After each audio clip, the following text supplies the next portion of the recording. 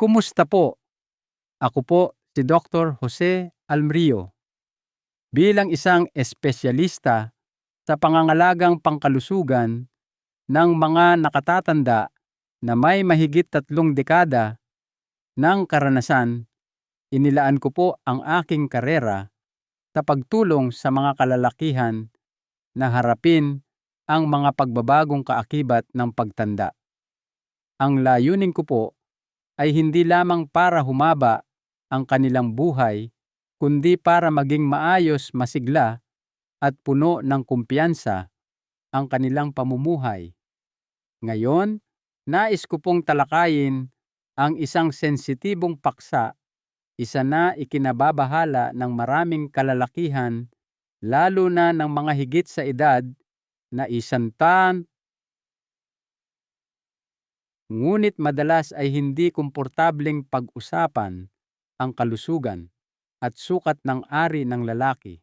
Paano kung sabihin ko sa inyo na ang inyong ari ay maaaring unti-unti nang lumiliit sa nakalipas na 20 taon at maaaring hindi ninyo man lang ito napansin?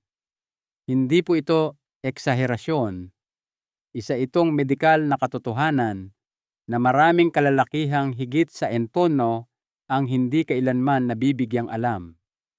Ang mas masahol pa, karamihan sa mga doktor ay iniiwasan ang usaping ito. Pero ako po hindi.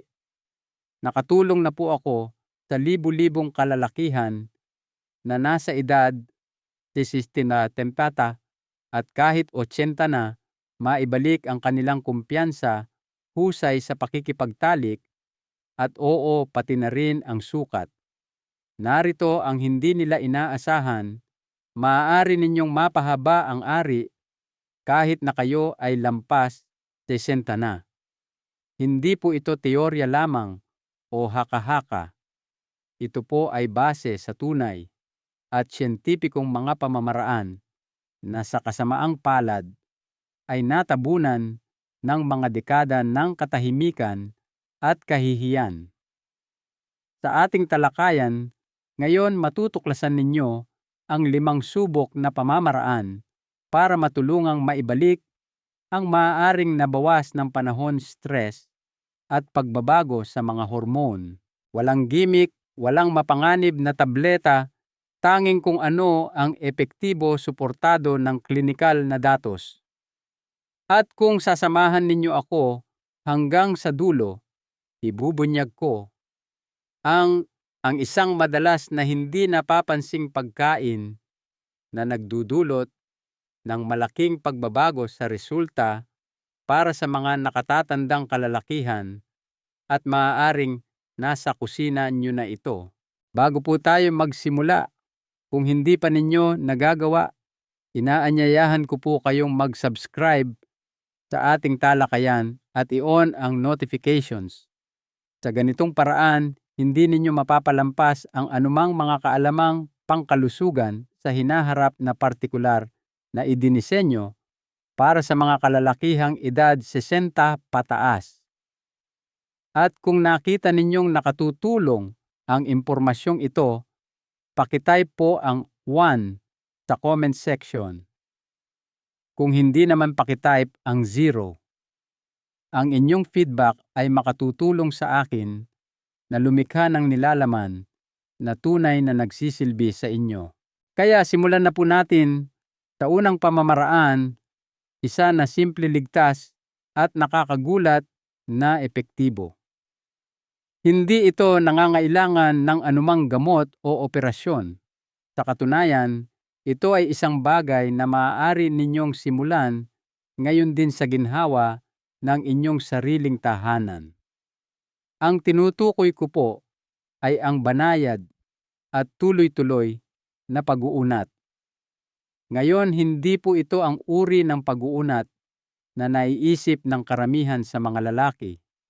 Ito po ay isang pamamaraang suportado ng medisina na tumutulong pasiglahin ang natural na paglaki ng tissue at tahimik na ginagamit ng mga espesyalista sa loob ng maraming dekada. Hayaan ninyong ipaliwanag ko kung paano ito gumagana. Una ang penile stretch therapy, ang siyensya ng banayad na traksyon. Naaalala ko pa po, noong si Mang Carlos, isang 87 taong gulang na pasyente, ay tumingin sa aking mga mata at nagtanong, "Doktor, may magagawa pa po ba ako para maramdaman ko ulit na ako'y isang lalaki? Para maramdaman ko ulit ang sarili ko?" Hindi po siya nagsasalita tungkol sa ego o paghahabol sa nawalang kabataan. Nais lamang niyang maibalik ang isang bahagi ng kanyang sarili na nararamdaman niyang tahimik na nawawala sa paglipas ng mga taon, ang kanyang pakiramdam ng lakas, ang kanyang presensya, ang kanyang sukat. Ang hindi po napagtatanto ng karamihan sa mga kalalakihan ay habang tayo'y tumatanda, hindi lamang tayo nakararanas ng pagbaba ng hormone, kundi pati ang pisikal na istruktura mismo ng ari ay nagsisimulang magbago. Ang tissue po ay nagiging hindi na gaanong nababanat, humihina ang daloy ng dugo. At sa paglipas ng panahon, hindi po bihira na mawalan ng hanggang 1 pulgada o higit pa sa natural na haba. Ang pinakamasaklap po, hindi ito nangyayari ng biglaan. Dahan-dahan itong dumarating hanggang sa isang araw ay titingin ka sa salamin at magtataka, kailan pa ito nangyari? Ngunit narito po ang magandang balita, ang katawan, kahit lampas 60 na, ay higit na madaling umangkop kaysa sa madalas nating inaakala. At isa sa pinaka-epektibo at hindi gaanong invasibong pamamaraan para maibalik ang nawalang haba ay tinatawag na penile stretch therapy o terapiya ng pag-uunat ng ari. Ngayon, bago ninyo ito isantabi bilang isang gimmick lamang sa internet, hayaan ninyo akong maging malinaw. Ito po ay isang pamamaraan na suportado ng mga klinikal na pag-aaral, mga journal sa urolohiya, at maraming taon ng mga tunay na resulta. Ang prinsipyo po sa likod nito ay medyo simple lang. Tulad ng balat na maaaring unti-unting umunat sa paglipas ng panahon, isipin ninyo ang tiyan ng isang babae habang nagbubuntis o ang lumalaking kalamnan ng isang bodybuilder, ganoon din po ang tissue ng ari. Kapag ginawa ng tama na ng ama at tuloy-tuloy ang banayad na traksyon o paghila, ay maaaring makapukaw sa natural na proseso ng paghilom ng katawan. Lumilikha ito ng maliliit at mikroskopikong mga stress sa tissue na nag-uudyok sa katawan na tumugon sa pamamagitan ng pagbuo ng mga bagong selula. Sa paglipas ng panahon, ang mga selulang iyon ay naiipon, kumakapal ang tissue, humahaba ito, at ang pagbabago ay nagiging kapansin-pansin at higit sa lahat, pangmatagalan. Ngayon, nais ko pong linawin, hindi po ito tungkol sa marahas na paghila o pamimilit. Hindi po ito masakit. Ito po ay banayad, dahan-dahan at kontrolado, mas katulad ng physical therapy kaysa sa anupaman. Ang pinakamagandang maihahalin tulad ko po rito ay ito, isipin ninyo na parang nagte-training kayo ng kalamnan. Hindi kayo pupunta sa gym sa unang araw at susubukang bumuhat ng sobrang bigat. Magsisimula kayo sa magaan na may tamang forma at regular kayong pupunta. Ganyan po nangyayari ang paglago, ligtas, tuloy-tuloy at totoo. Para sa mga kalalakihang tulad ni Mang Carlos, nagsimula kami sa mga simpleng gawain na kaya niyang gawin ng pribado sa ginhawa ng kanyang sariling tahanan. Isang mainit na tuwalya na idinadampi ng ilang minuto para mapaganda ang daloy ng dugo, pagkatapos ay dahan-dahan at palabas na pag-uunat habang nasa relax at malambot na estado 30 segundo bawat isa. Walang sakit, walang pagmamadali, kundi dedikasyon lamang. Sa loob ng ilang buwan, humaba ng halos 1 pulgada ang kanyang ari na kapansin-pansin. Ngunit higit pa roon, may mas malalim siyang nakamit dangal, kumpiyansa, isang pakiramdam ng kontrol sa sarili niyang katawan muli. Hindi po ito tungkol sa paghahangad ng perpeksyon. Ito po ay tungkol sa muling pagkonekta sa inyong sarili sa paraang maraming kalalakihan, lalo na pagkatapos magretiro ang nakakalimutang posible pa pala. At maniwala po kayo sa akin, walang limitasyon sa edad para bawiin ang pagmamay-ari sa inyong katawan. May mga pasyente po ako na nagsimula sa edad na 75, may mga veterano sa kanilang 80s na nagsabi sa akin na sana raw ay mas maaga nilang nalaman ito. At narito pa po ang isang bagay na hindi alam ng karamihan: kapag ang tisyo ng ari ay banayad na iniuunat, hindi lamang ito humahaba, nagiging mas tumutugon din ito sa daloy ng dugo. Nangangahulugan po iyan ng mas mahusay na mga ereksyon, mas mahusay na stamina, at sa ilang mga kaso, pagbuti sa kurbada o ginhawa. Nais ng katawan na gumaling, nais nitong lumago. Kailangan mo lang itong bigyan ng tamang senyas. Kung kasama ko pa rin kayo at iniisip ninyo, talaga bang gagana ito para sa akin? Sasabihin ko po, subukan ninyo ito sa loob ng 30 araw, 5 minuto lamang bawat araw. Walang sino mang kailangang makaalam kundi kayo lamang. Ang salamin na po ang magsasabi ng katotohanan sa takdang panahon. Ngunit ang pag-uunat ng tissue ay isang bahagi lamang ng palaisipan.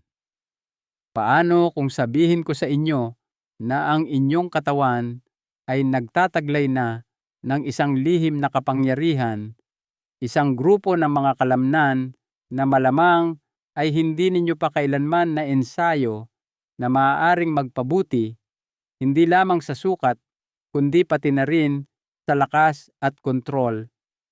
Iyan po ang ating pag-uusapan sa susunod.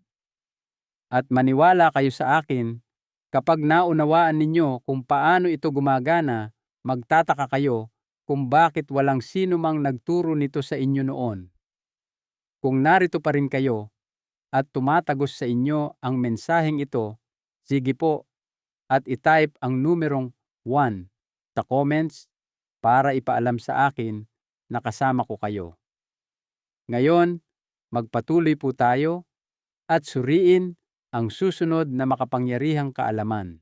Ikalawa, pagbutihin ang daloy ng dugo gamit ang mga nakatarget na vascular exercises. Minsan po ay may pasyente akong nagngangalang Mang Hernan, isang retiradong bumbero na nasa mga unang taon ng kanyang edad, na 70, na pumasok sa aking opisina na may mahinahon at tila nahihiyang tono. "Dok," sabi niya, "hindi naman po ako humihiling na bumalik sa pagiging 20 anyos. Gusto ko lang pong maramdaman na ako pa rin yung lalaking pinakasalan ng asawa ko." Tumimo po sa akin ang linyang iyon, hindi dahil sa dramatiko ito, kundi dahil ito'y tapat.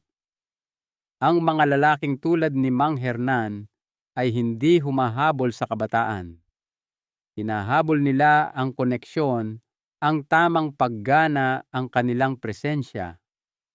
At kadalasan, ang nawawalang sangkap ay hindi lamang sukat, kundi ang daloy ng dugo.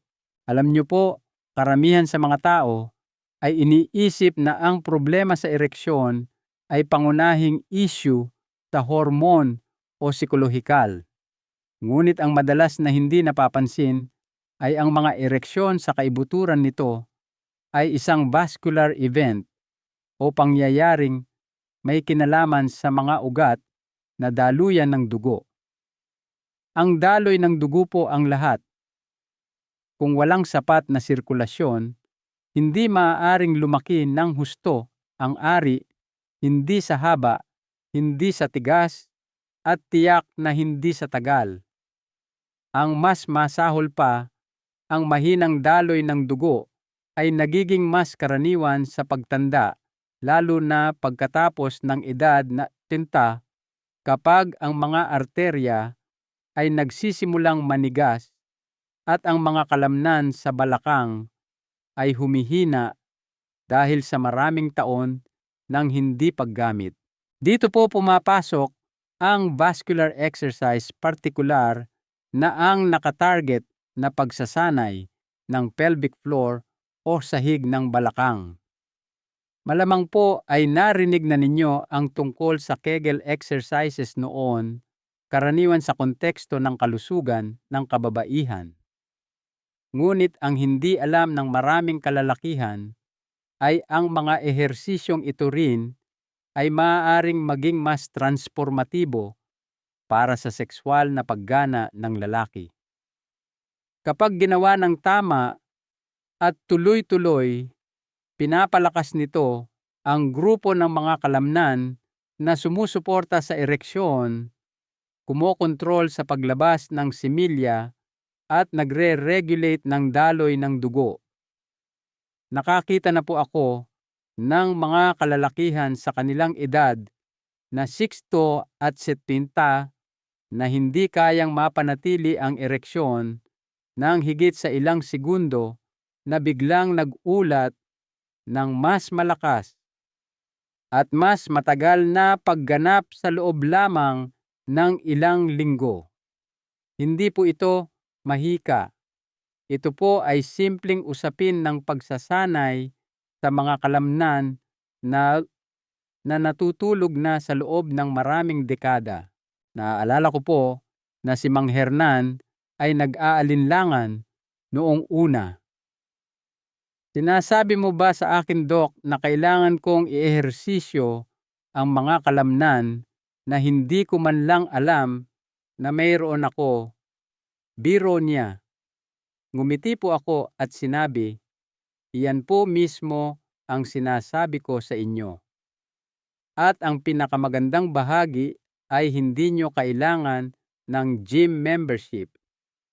Ang mga ehersisyong ito ay maaaring gawin habang nakatayo, nakaupo o nakahiga sa kama.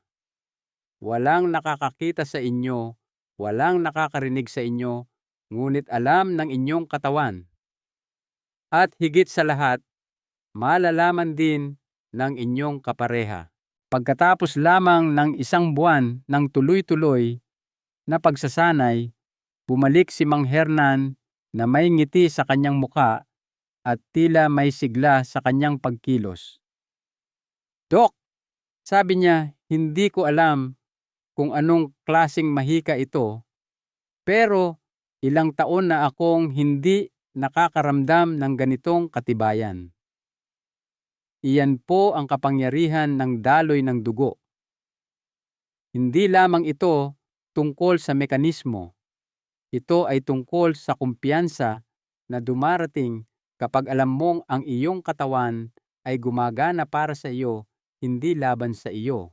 Bukod sa silid tulugan, ang mga ehersisyong ito ay nagpapabuti sa pangkalahatang kalusugan ng balakang kabilang ang kontrol sa pag-ihi at maging ang suporta sa ibabang bahagi ng likod. Ngunit para sa layunin ng haba at paggana ng ari, gumagana ito na parang natural na bomba, tumutulong na maghatid ng mas maraming dugo sa erectile tissue na siya namang naghihikayat dito na lumaki ng mas buo at mas madalas. At tulad ng sasabihin ng sinumang espesyalista sa vascular, kung gaano kadalas lumalaki ang tissue, mas malamang na ito ay lumago at umangkop sa paglipas ng panahon. Ang kagandahan po ng pamamaraang ito ay ligtas ito, simple at suportado ng mga dekada ng klinikal na pananaliksik.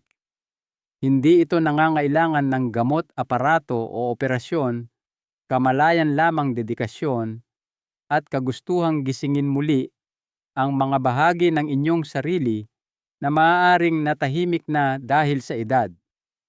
At kapag nagsimula na kayong makakita ng mga resulta, kapag naramdaman ninyo ang pintig ng buhay na nagbabalik, magsisimula kayong mapagtanto ang isang bagay na mas malalim pa, hindi pa kayo tapos lumago. Ngayon, ang daloy ng dugo ay isang kritikal na piraso ng palaisipan, ngunit hindi lamang ito ang nag-iisa. Dahil narito po ang bagay, ang inyong kakayahang lumago at mapanatili ang haba ay nakasalalay din sa panloob na kimika ng inyong katawan.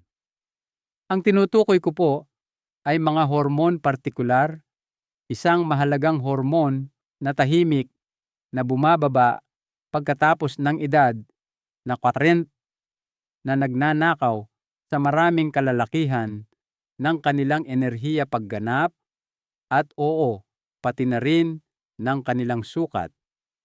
Ngunit paano kung sabihin ko sa inyo na may mga natural at siyentipikong paraan para maibalik ang hormone na iyon ng ligtas at muling pag-alabin ang natural na mga senyales ng paglago ng inyong katawan mula sa loob palabas?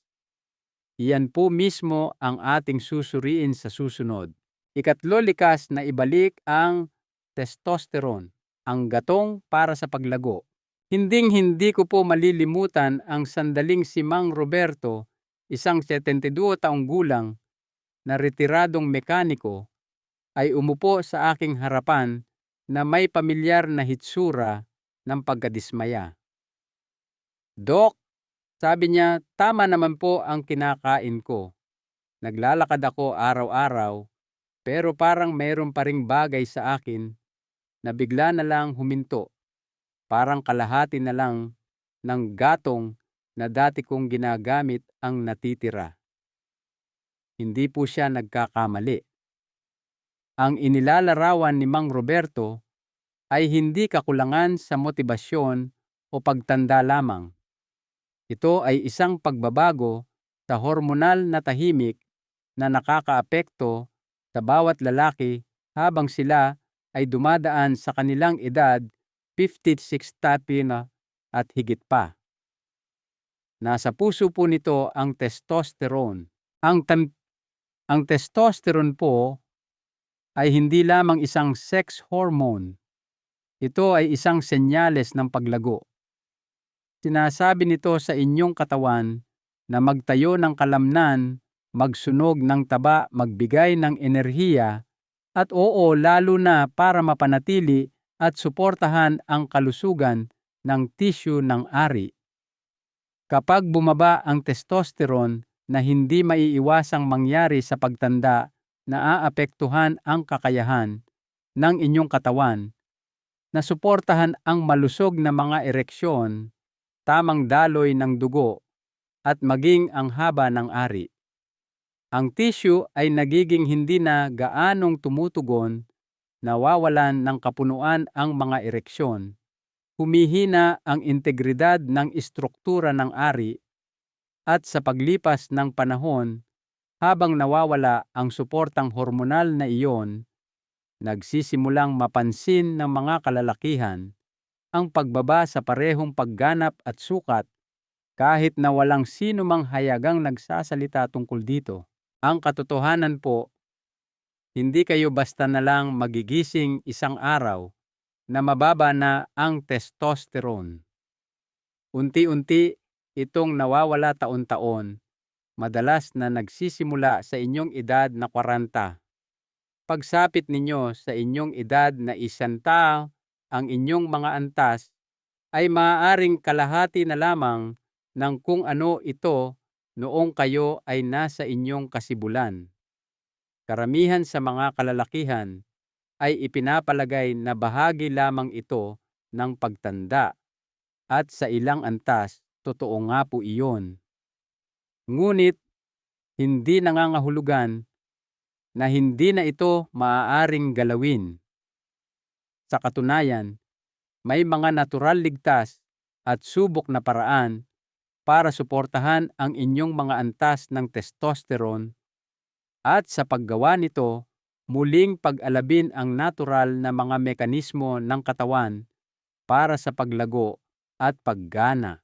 Nakipagtulungan na po ako sa daan-daang nakatatandang kalalakihan na ipinapalagay na ang kanilang pinakamahuhusay na araw ay lumipas na, para lamang mapagtanto na sa pamamagitan ng paggawa ng ilang tuloy-tuloy na pagbabago, ang kanilang enerhiya, kanilang sigla, at maging ang kanilang sukat ay nagsimulang bumalik.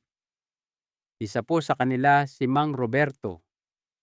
Sinimulan niyang isama ang magaang pagsasanay sa lakas o strength training sa kanyang lingguhang rutina, hindi matinding mga ehersisyo sa gym, kundi mga bodyweight exercises at resistance bands lamang.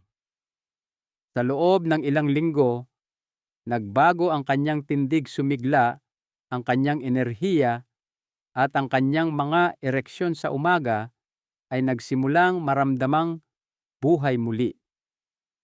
Iyan po ang tahimik na kapangyarihan ng testosterone. Hindi lamang ito nakakaapekto sa inyong kalooban o sa inyong mga kalamnan. Kinakausap nito ang bawat selula sa inyong katawan na nais pa ring lumago, nais pa ring gumanap. Kasabay ng pagkilos, sinuri namin ang kanyang nutrisyon. Karamihan sa mga kalalakihan ay kulang sa mga pangunahing sustansya na sumusuporta sa produksyon ng testosterone, zinc, vitamina D, magnesium. Nang maitama ang mga iyon sa pamamagitan ng kombinasyon ng dayeta at mga pangunahing suplemento, kapansin-pansin ang pagbabago. Sinabi niya sa akin, para pong may nagbukas ulit ng switch. Hindi ko nararamdamang matanda ako. Gising na gising ang pakiramdam ko. Ang sandaling iyon, ang pagbabagong iyon, ay isang bagay na nais kong maranasan ng bawat lalaking higit sa 20. Dahil kapag tumaas ang testosterone, lahat ay tumataas ang inyong kumpiyansa, ang inyong enerhiya, ang inyong kakayahang pangasiwaan muli ang inyong kalusugan. At kapag ang katawan ay nakakaramdam ng suporta, tumutugon ang tissue ng ari, nagiging mas puno ang mga ereksyon, bumabalik ang pakiramdam, at oo ang natural na haba, lalo na sa panahon ng pagka-excite, ay maaaring kapansin-pansing bumuti. Nais ko pong linawin, hindi po ito tungkol sa paghahabol sa mga hormon ng isang 25 taong gulang. Ito po ay tungkol sa pagbabalik ng inyong katawan sa pinakamainam nitong estado para sa inyong edad. Ito po ay tungkol sa pag-alis ng mga tahimik na hadlang na nagpapabagal sa inyo nang hindi ninyo man lang nalalaman. At bagamat ang ilang kalalakihan ay maaaring makinabang sa medikal na hormone therapy, marami ang maaaring makamit ang tunay na mga resulta sa pamamagitan lamang ng mga natural na pagsasaayos sa pamumuhay. Ang katawan po ay laging nakikinig.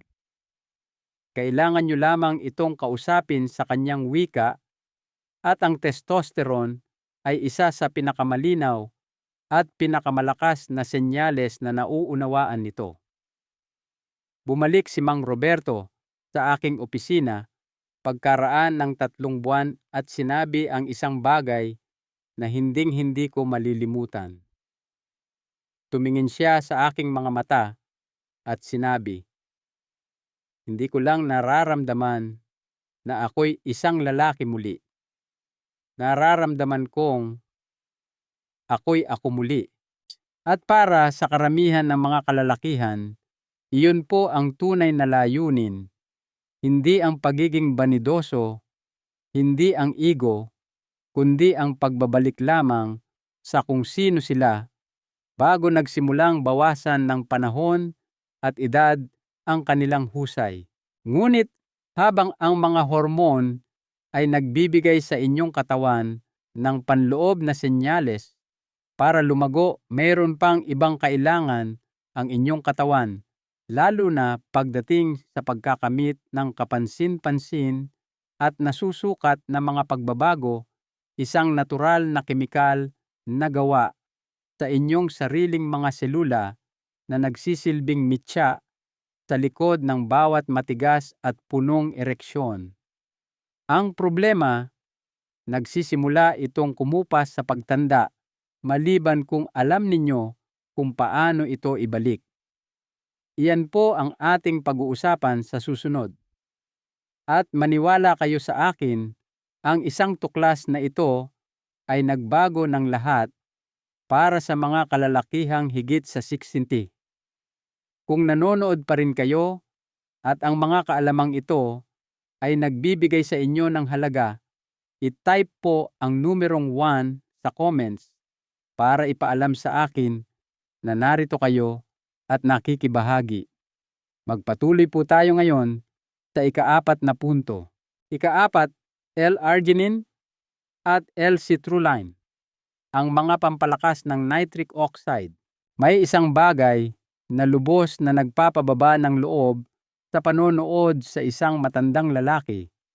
Isang lalaking nagtayo ng buhay, nagpalaki ng mga anak, nagtrabaho ng husto sa loob ng mga dekada na umamin ng may tahimik na pagkadismaya na ang kanyang katawan ay hindi na tumutugon tulad ng dati. Naaalala ko po noong si Mang Mateo, isang retiradong kartero na nasa huling bahagi ng kanyang edad na asinpong, ay pumasok sa aking opisina. Hindi po siya nahihiya, hindi rin siya galit.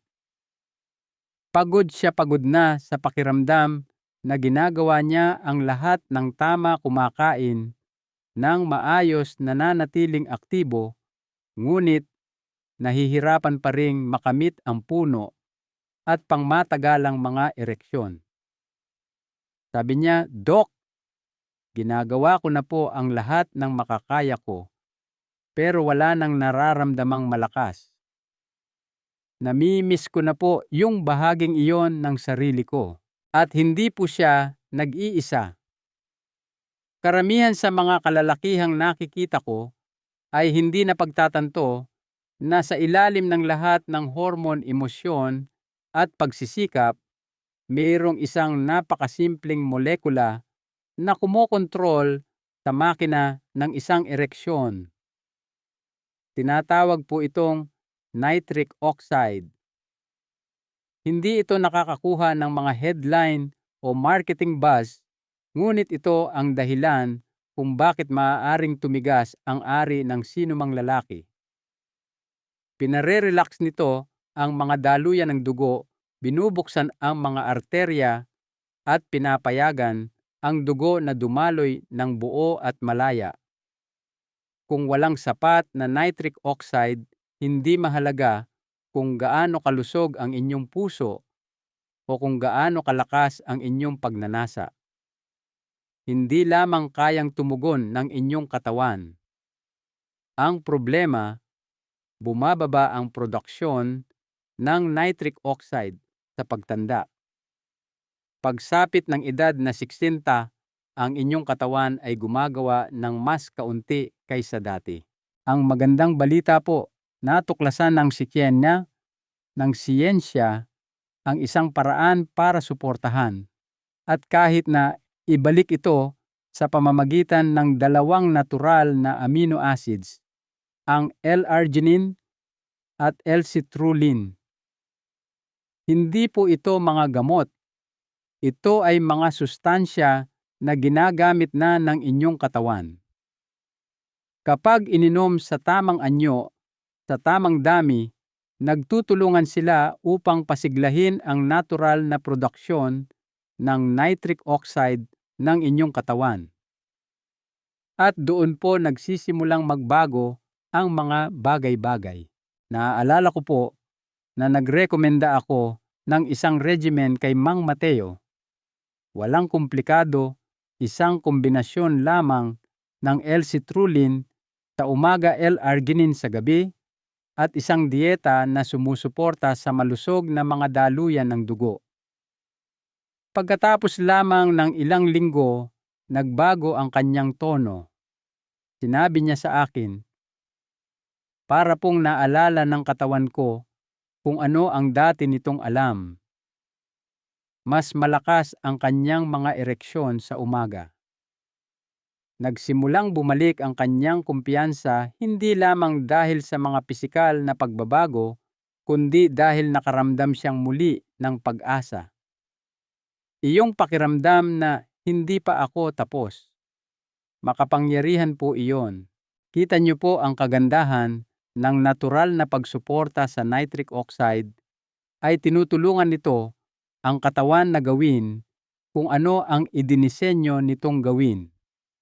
Walang pamimilit, walang panlilinlang pagpapanumbalik lamang. Kapag mas malayang dumadaloy ang dugo sa ari, nagsisimulang lumaki ng mas buo ang tissue. Nagiging mas matigas at mas mahaba ang mga ereksyon. At kapag isinama niyo iyan sa tuloy-tuloy na stimulasyon sa pamamagitan man ng ehersisyo, malusog na antas ng testosterone o traksyon, nagsisimulang muling magtayo ang inyong katawan. Tumutugon ito sa daloy na iyon. Umuunat ang mga tissue. Bumabalik ang haba. Nakita ko na po ang transformasyong ito ng paulit-ulit. Mga kalalakihang nakakaramdam ng panlulumo kawalan ng buhay kahit na pagkatalo na nababawi ang isang bahagi ng kanilang sarili na akala nila ay tahimik nang nawala magpakailanman. At ang pinakamagandang bahagi, hindi ito humihinto sa silid-tulugan. Ang tumaas na nitric oxide ay nagpapabuti sa kalusugan ng puso at mga ugat, paggana ng utak, at mga antas ng enerhiya.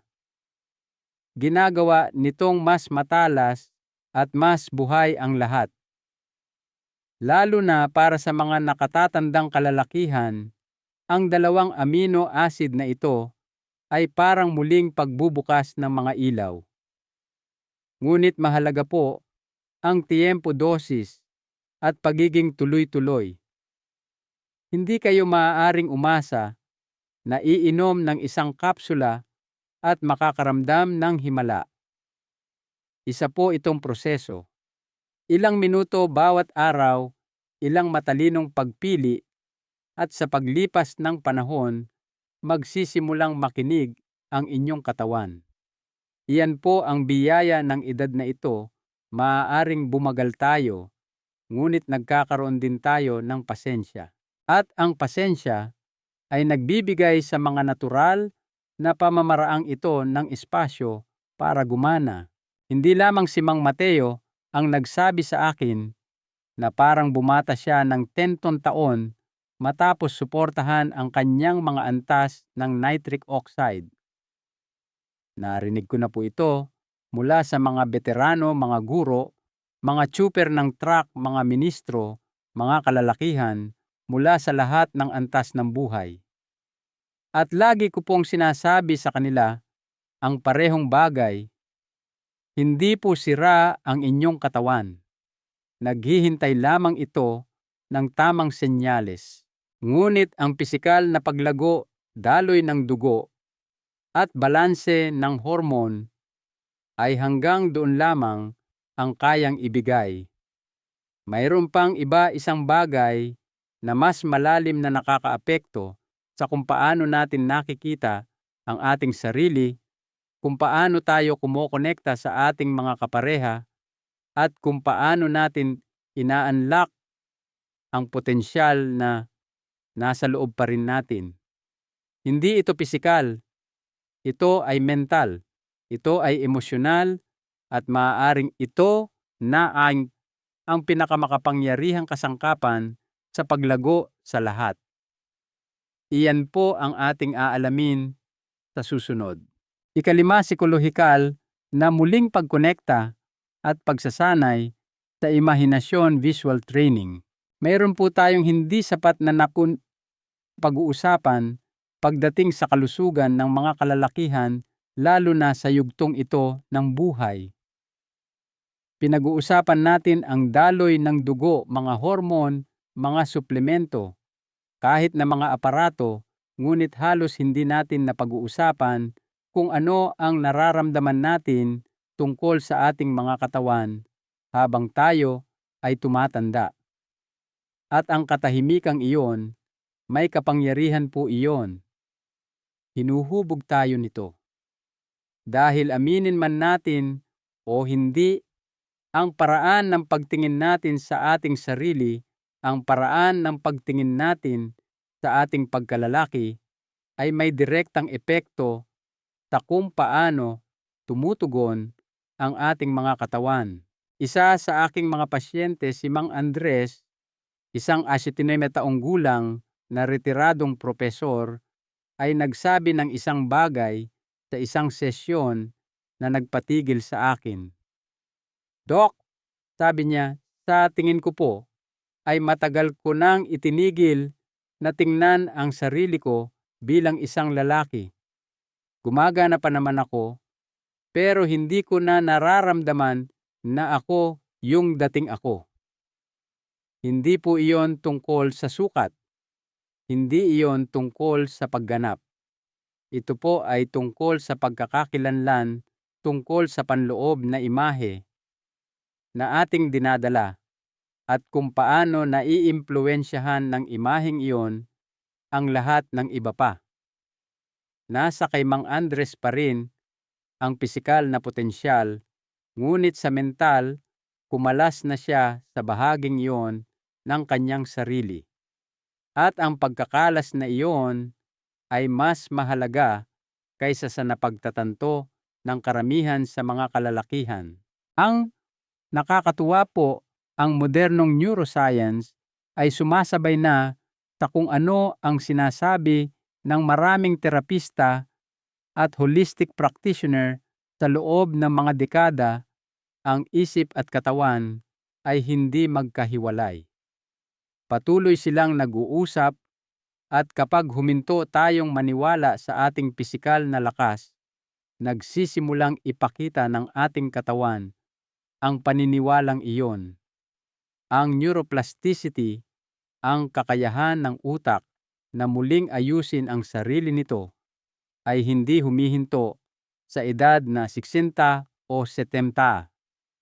Sa katunayan, ipinapakita ng mga pag-aaral na ang mental na imahinasyon, lalo na kapag isinama sa emosyonal na intensyon, ay maaaring makaimpluwensya sa mga tunay na pisikal na resulta.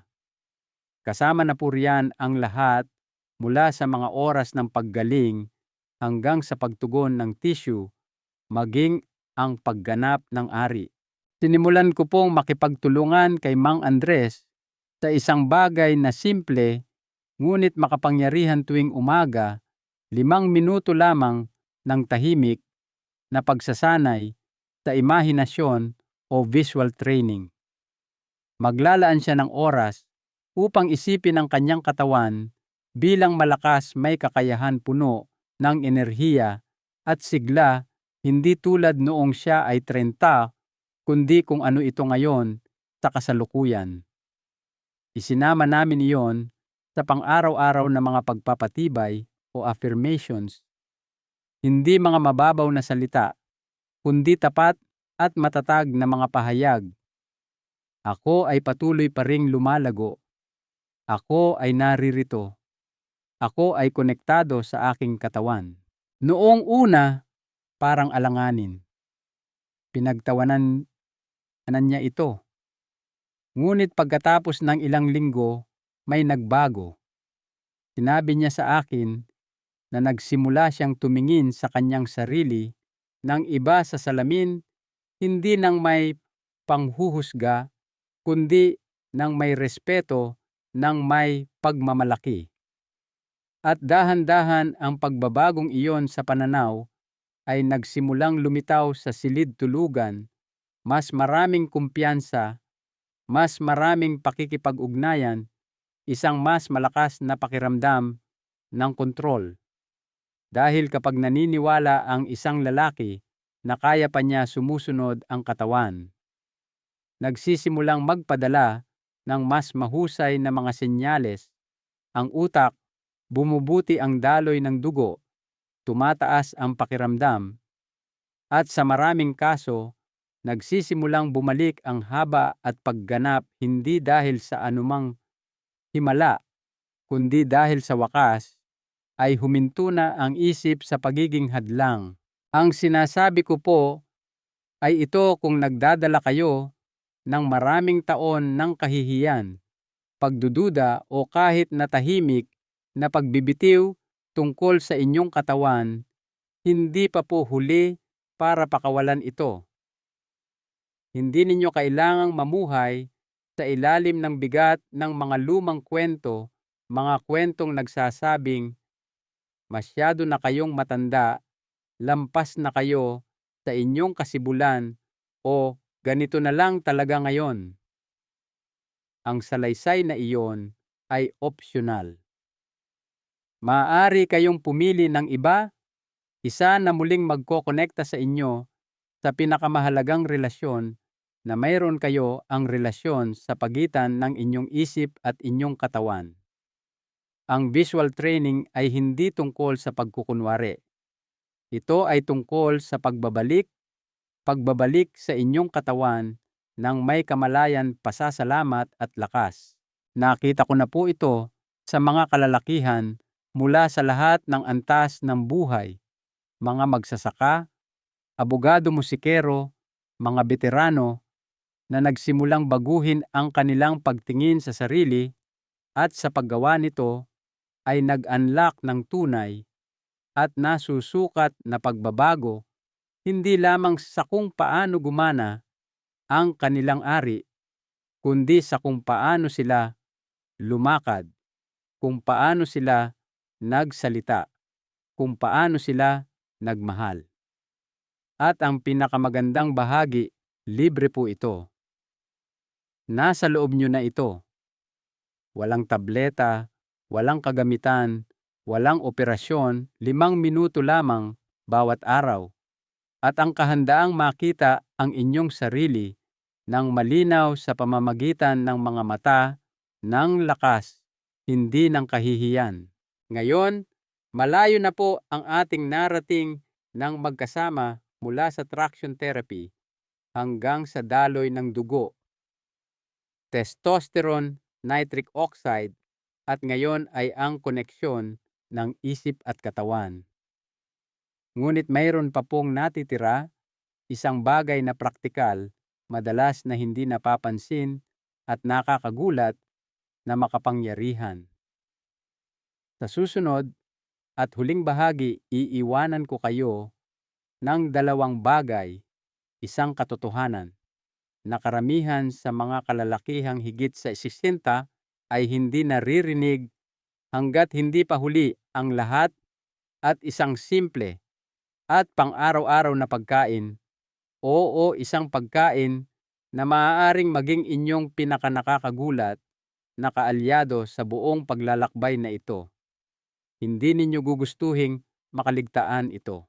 Ika-6, hindi ito tungkol sa pagiging banidoso. Ito'y tungkol sa kasiglahan at isang nakakagulat na kaalyadong pagkain. Mahigit 3 dekada na po akong umuupo sa harapan ng mga kalalakihang nagtayo ng mga buhay, nagpalaki ng mga pamilya na kaligtas sa hirap na muno ng may lakas, ngunit lumalapit sa akin na may isang simple at madalas na tahimik na katotohanan. Gusto ko lang pong maramdaman muli ang sarili ko. Hindi mas kahanga-hanga, hindi mas bata, kundi buo lamang. At kung may isang bagay akong natutunan sa libu-libong pag-uusap, ito po iyon, ang paglalakbay na ito na ating pinagsamahan ay hindi talaga tungkol sa mga pulgada o tableta o kalamnan. Ito po ay tungkol sa kasiglahan. Ito ay tungkol sa pagbawi sa isang bahagi ng ating sarili na sinubukang sirain ng panahon at stress. Sa isang punto, maraming kalalakihan ang nawawalan ng ugnayan sa pangunahing damdaming iyon, ang pakiramdam na buhay sa sarili nilang balat, na alam nilang tumutugon ang kanilang katawan, na mayroon pa silang kapangyarihan sa kanilang kalusugan, kanilang enerhiya, at oo, maging sa kanilang sexualidad. Hindi po iyon pagiging banidoso. Iyon po ay kaligtasan. Iyon po ay dignidad.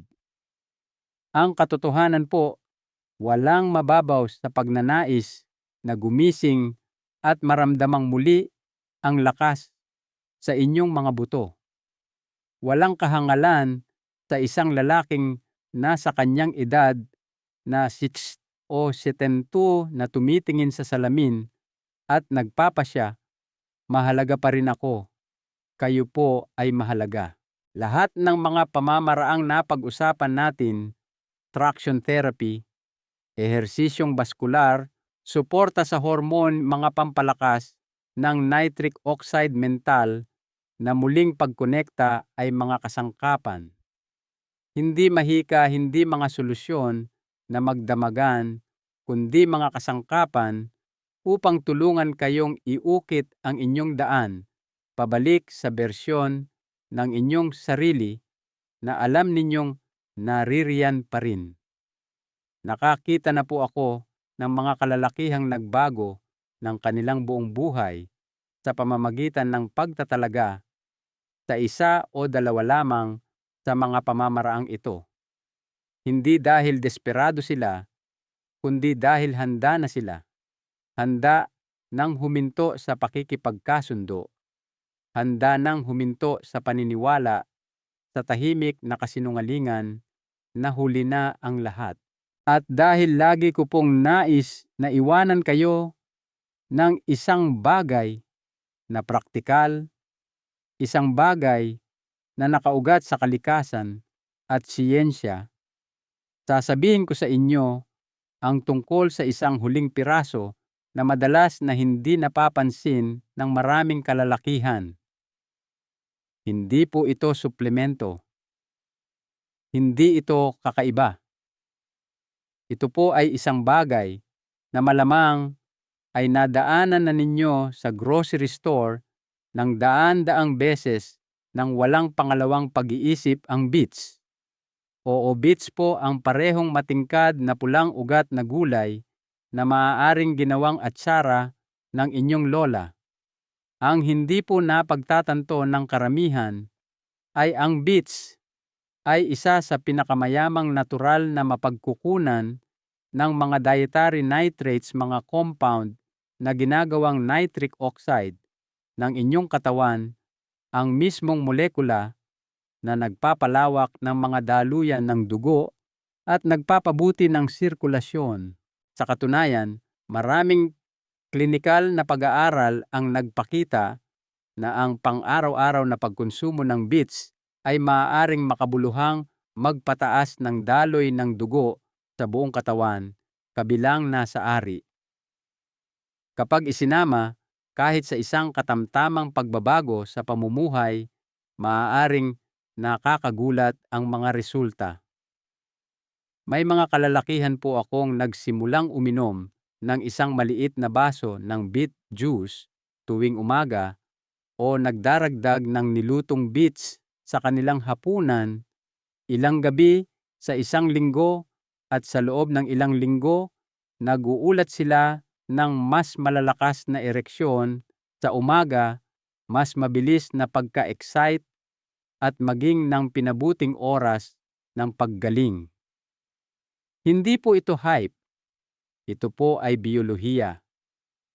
At lalo itong epektibo para sa mga nakatatandang kalalakihan na ang mga antas ng nitric oxide ay natural nang bumaba, ngunit ang kanilang pagtugon sa mga compound na ito ay nananatiling buo.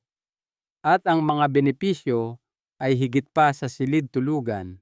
Maaaring suportahan ng beets ang kalusugan ng puso, bawasan ang presyon ng dugo, at pahusayin ang stamina. Pinapalusog nito ang inyong katawan mula sa loob palabas, simple, tapat, epektibo, tulad ng karamihan sa magagandang bagay sa buhay. Kaya kung nakikinig pa rin kayo, kung umabot na kayo sa puntong ito, nais ko pong iwan ito sa inyo. Hindi kayo sira, hindi pa huli ang lahat para sa inyo. At tiyak na hindi pa kayo tapos. Kayo po ay nasa isang yugto ng buhay kung saan maaari ninyong muling isulat ang mga patakaran. Maaari ninyong piliin ang lakas, kasiglahan at koneksyon ayon sa inyong mga tuntunin. Ngunit hindi pa po tayo lubos na tapos dahil bago tayo magsara, nais ko pong ibahagi ang isang huling pag-iisip, isang bagay na naniniwala akong kailangang marinig ng bawat lalaking higit sa 80 kahit minsan man lang. Ito ang katotohanang dinala ko sa aking sarili sa loob ng maraming taon ng pagsasanay at maaaring mabago nito kung paano ninyo tinitingnan ang inyong katawan at ang inyong buhay mula sa araw na ito. Pasulong, buuin na po natin ang lahat. Nagsisimula ang isang bagong kabanata, hindi pa kayo tapos. Bawat lalaki po ay may tahimik na sandali kung kailan humuhupa ang ingay ng buhay, kung kailan hindi nakatingin ang mundo at tinatanong niya sa kanyang sarili, ito na ba yon? Narating ko na ba ang hangganan ng kung ano ang posible para sa akin? At napakadalas ang sagot na kanyang naririnig mula man sa mga doktor, media, o kahit sa sarili niyang mga pagdududa ay oo. Ngunit narito po ako para sabihin sa inyo na hindi iyon totoo. Malayo po sa katotohanan. Dahil ang paulit-ulit kong nakikita ay hindi nawawalan ng bisa ang posibilidad dahil sa edad. Naghihintay lamang ito ng pahintulot. Marami na po tayong napagdaanan ng magkasama sa paglalakbay na ito. Nagsimula tayo sa ideya na ang haba at pagganap ng ari ay hindi kailangang tahimik na kumupas sa paglipas ng panahon, na kahit sa inyong edad na 60, 70 o higit pa, taglay pa rin ng katawan ang kakayahang lumago, magkumpuni at magpanibago. Pinag-usapan natin ang tungkol sa traksyon, kung paano ang simpleng pagkilos ng banayad na pag-uunat ay maaaring makapukaw sa paglago ng selula at paglawak ng tissue kapag ginawa ng tuloy-tuloy at tama. Ang pamamaraang iyon lamang ay nakatulong na sa libu-libong kalalakihan na mabawi hindi lamang ang mga pulgada, kundi pati na rin ang kumpiyansa. Sinaliksik natin ang mahalagang papel ng daloy ng dugo at kung paano ang mga kalamnan sa kaibuturan ng balakang mga kalamnan na nakakalimutan ng karamihan sa mga lalaki na mayroon pala ay maaaring gisingin upang suportahan ang mas matitigas at mas pangmatagalang mga ereksyon. Pagkatapos ay sinuri natin ang pundasyon ng enerhiya ng lalaki, ang testosterone. Hindi bilang isang mabilisang lunas, kundi bilang hormone na bumubulong sa inyong mga selula, lumago, gumaling, umunlad sa pamamagitan ng pagpapanumbalik ng natural na mga antas, sa pamamagitan ng pagkilos, pahinga at nutrisyon. Natagpuan natin ang isang paraan upang muling bigyang buhay ang dating tila mapurol o mabagal. Sunod, ipinasok natin ang nitric oxide, ang tahimik na mitya sa likod ng bawat makapangyarihang ereksyon. Sa pamamagitan ng L-arginine L-citrulline at kahit na mga simpleng pagkain tulad ng pakwan at madahong berdeng gulay, at syempre, ang beets, nakita natin kung paano maaaring pakainin ng mga kalalakihan ang kanilang katawan ng hilaw na materyal na kailangan nito upang muling gumanap. At pinakahuli, tinalakay natin ang isang bagay na mas malalim kaysa sa kimika, ang paniniwala, ang ideya na ang paraan ng pagtingin ninyo sa inyong sarili ay maaaring direktang makaapekto sa paraan ng pagtugon ng inyong katawan. Na ang muling pagkonekta sa inyong pagkalalaki, sa inyong pagkakakilanlan ay hindi opsyonal. Ito ay mahalaga. Dahil kapag ang isip at katawan ay nakaayon doon, nagsisimula ang tunay na pagbabago. Nagbahagi po ako ng mga kwento dahil ganyan natin nauunawaan ang mga bagay-bagay. At marahil ay nakita ninyo ang isang piraso ng inyong sarili kay Mang Roberto, Mang Andres o Mang Mateo, mga kalalakihang hindi sinusubukang habulin ang kabataan. Sinusubukan lamang nilang bawiin ang pagmamay-ari sa kanilang sariling mga katawan. At nagawa nila dahan-dahan, tahimik, tuloy-tuloy. Isang desisyon sa bawat pagkakataon, kaya nyo rin. Ang paglalakbay na ito ay hindi kailanman tungkol sa pagiging banidoso. Ito po ay tungkol sa kasiglahan. Ito ay tungkol sa pagtingin sa salamin at makita ang isang lalaking hindi sumuko sa kanyang sarili, na may laban pa, na naniniwala pa rin na posible ang isang bagay na mas mabuti dahil posible nga. Hindi kayo binibigyang kahulugan ng inyong edad. Hindi kayo binibigyang kahulugan ng inyong mga limitasyon. Kayo ay binibigyang kahulugan ng mga kilos na inyong pinipili ngayon. Kaya kung may isang mensahe akong inaasahang dadalhin ninyo, ito po iyon, hindi pa kayo tapos. Malayo pa. Ang inyong katawan, ang inyong lakas, ang inyong intimasya, hindi sila nasa likuran ninyo. Naghihintay sila sa inyong pagbabalik. At hindi pa huli para magsimulang muli. Isang mahalagang aral sa buhay at ang inyong susunod na hakbang. Ang pinakamahalagang aral sa buhay na maibabahagi ko mula sa lahat ng aking taon bilang doktor at mula sa pagsaksi sa hindi mabilang na mga transformasyon ay ito. Ang inyong kakayahan para sa paglago at pagpapanibago ay walang petsa ng pag-expire. Ito ay isang pangunahing bahagi ng pagiging tao at nananatili ito sa inyo, naghihintay na muling pag-alabin ng paniniwala at pagkilos. Anuman ang inyong edad o ang inyong mga nakaraang karanasan, lagi kayong may kapangyarihang pumili ng landas ng kasiglahan. Kunin ninyo ang natutunan ninyo rito at subukan ang isang bagay isa lang. Simulan ang banayad na pag-uunat. Magdagdag ng beets sa inyong almusal o hapunan. Gawin ang inyong unang set ng mga ehersisyo para sa pelvic floor. Isipin ang inyong sarili na malakas at may kakayahan muli. Hindi ninyo kailangang gawin lahat ng sabay-sabay. Kailangan nyo lang magsimula. Dahil ang unang hakbang ay hindi lamang tungkol sa katawan. Ito ay tungkol sa pagbawi, sa paniniwala na ang paglago ay para pa rin sa inyo. Bilang isang doktor, nakita ko na po kung ano ang nangyayari kapag ginawa ng isang lalaki ang pagpiling iyon. Hindi lamang siya bumubuti sa silid-tulugan.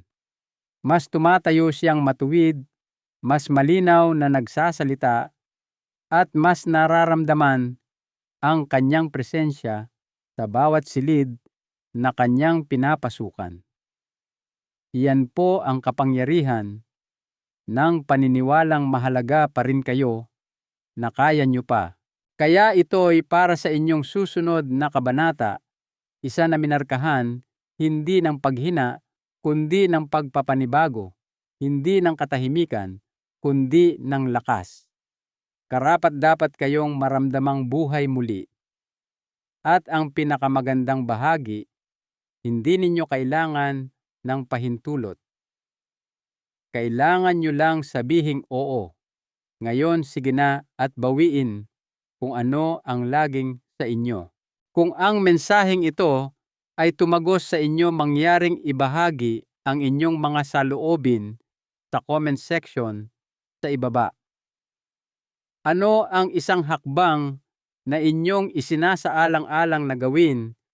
Ang pagbabahagi ng inyong mga intensyon ay maaaring maging isang makapangyarihang pangganyak.